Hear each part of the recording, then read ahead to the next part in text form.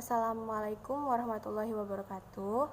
Baiklah, di sini Ibu akan melanjutkan materi pada minggu lalu mengenai dinamika penerapan demokrasi di Indonesia.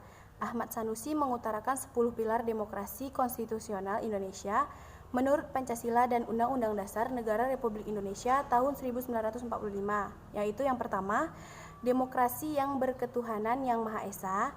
Yang kedua, demokrasi dengan kecerdasan. Yang ketiga, demokrasi yang berkedaulatan rakyat. Yang keempat, demokrasi dengan rule of law atau hukum harus memerintah suatu negara. Yang kelima, demokrasi dengan pemisahan kekuasaan negara. Nah, selanjutnya itu demokrasi dengan hak asasi manusia. Selanjutnya, demokrasi dengan pengadilan yang merdeka. Yang kedelapan, demokrasi dengan otonomi daerah. Yang kesembilan, demokrasi dengan kemakmuran. Dan yang terakhir, demokrasi yang berkeadilan sosial. Nah, selanjutnya itu periodisasi perkembangan demokrasi di Indonesia. Yang pertama itu ada pelaksanaan demokrasi di Indonesia pada periode 1945 sampai 1949. Pada masa pemerintahan Revolusi Kemerdekaan ini, tahun 1945 sampai 1949, pelaksanaan demokrasi baru terbatas pada berfungsinya pers yang mendukung revolusi kemerdekaan. Partai-partai politik tumbuh dan berkembang dengan cepat, tetapi fungsinya yang paling utama adalah ikut serta memenangkan revolusi kemerdekaan dengan menanamkan kesadaran untuk bernegara serta menanamkan semangat anti penjajahan. Nah, yang kedua itu pelaksanaan demokrasi di Indonesia pada periode 1949 sampai 1959.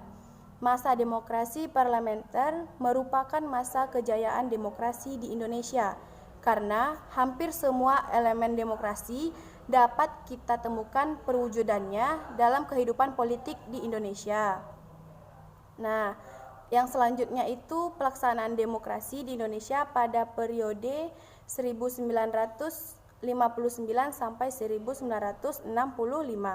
Kinerja Dewan Konstituante yang berlarut-larut membawa Indonesia ke dalam persoalan politik yang sangat pelik.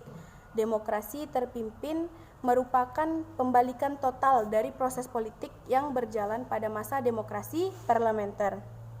Selanjutnya itu membangun kehidupan yang demokratis di Indonesia. Pada hakikatnya, sebuah negara dapat disebut sebagai negara yang demokratis apabila mempunyai sebagai berikut. Yang pertama, adanya persamaan kedudukan di muka hukum. Yang kedua, adanya partisipasi dalam pembuatan keputusan. Yang ketiga, adanya distribusi pendapatan secara adil. Yang terakhir, adanya kebebasan yang bertanggung jawab.